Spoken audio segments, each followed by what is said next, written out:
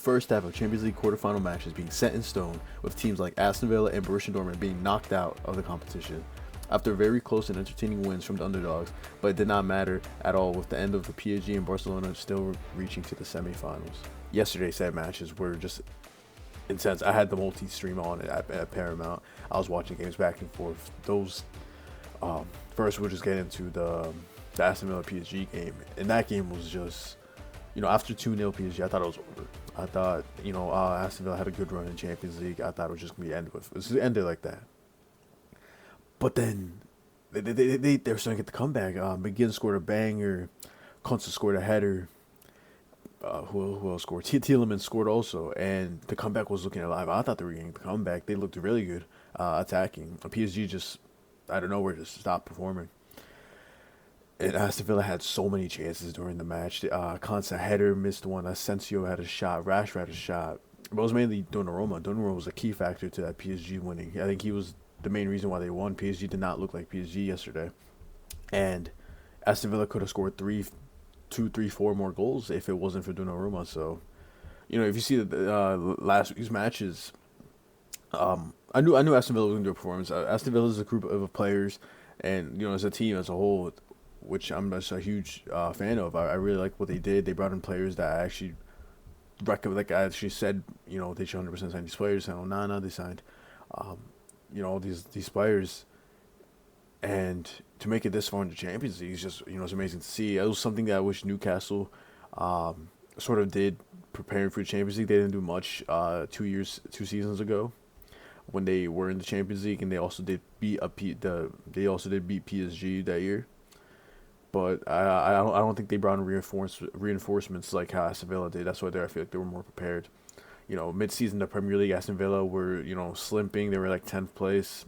Didn't look like they would get European football. They were in the Champions League because they had an outstanding last season. But then they were able to get recruitments in January to like Marco Asensio, Marcus Rashford, Milan, who doesn't play Champions League, but he's in the Premier League. And it worked for them. It really did. And I think that Marcus Rashford had a brilliant game.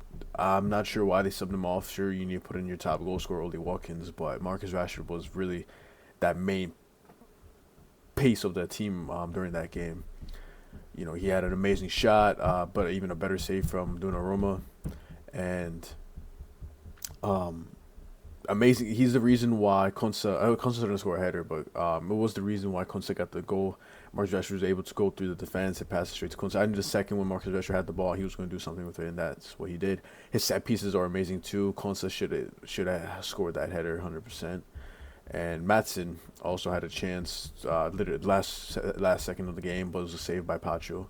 So, Aston Villa did look really good, and I think they should have won that match, and they should have gone through the semis. If it's either going to be a Real Madrid or Arsenal are 3-0 up, and Real Madrid do play today, so we're going to go to see that later on. But I feel like Aston Villa, if Arsenal were able, if Real Madrid doesn't get the comeback and Arsenal made it, I feel like we could have seen Aston Villa in the Champions League final if this game went, for them.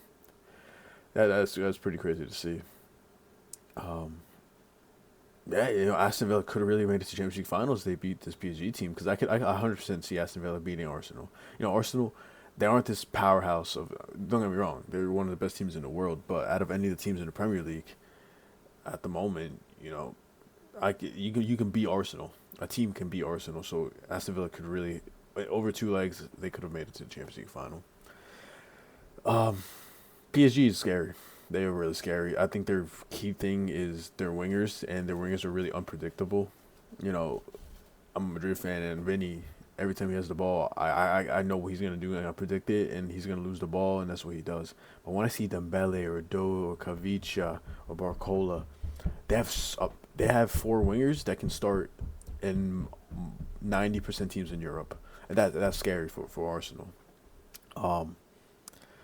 They're just so. Every time I see Doe has the ball, he does something special. Every time Dembele, he moves his feet and unpredictably gets a shot on target. Kavicha is just an amazing player too. PSG do look strong, and I 100% think that they can win the Champions League if Barca are not in the final. If it's Inter or Bayern, I do believe, besides Barcelona, I do believe that it's 100% guaranteed Champions League win for them. And PSG, this is their new era. PSG, or if they stick like this and stick with the team that they have, they're going to be one of the next best teams in the world up there. And that's what PSG's been lacking. Sure, they've always been, named as the top team in the world, but I guess never favorites. If you want to say the Neymar, Mbappe, Messi era, but for me, like I said, for Real Madrid, too many cooks in the kitchen is not going to work. But right now, PSG are just such, in a situation that was just perfect for them, and it can set them up for 5 to 10 years, if you want to say.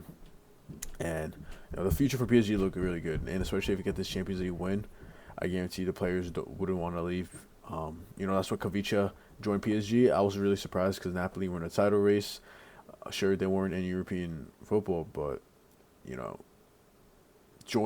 leaving Serie A to join the French league, and PSG.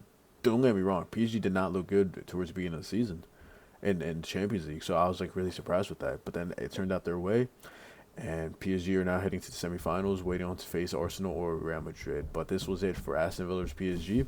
And let's head into the Barcelona versus Borussia Dortmund game. But this game right here, I was tending more into the Aston Villa versus Barcelona game. So I don't have much to say about the Dortmund and Barcelona game. But man, Barcelona almost threw it. Barcelona did not look like Barcelona this game. It was just, I don't know what it was. They started Gerard Martin. Balde wasn't playing. I thought when Furman scored, or when Dortmund scored one goal by Furman's shot, I thought it was pretty much over with. But then somehow they were scored a hat trick and were able to make it 3 and a hat trick from, I can't pronounce his name, so I'm not going to even try it. He used to be in Stuttgart, and Dortmund looked completely different what they looked in the first leg. They looked attacking, they looked pressure. Their defense was a little lacking, but Dortmund completely changed how they were in the first leg. And Dortmund actually could have also qualified for the semis, because in the first leg they had the chances also. They 100% could have had two to 3 goals in the first half, but just weren't able to hit it back in the net. And in this match is when they actually focused. They were at home. They had the fans. They had the stadium. They had, they're in their home.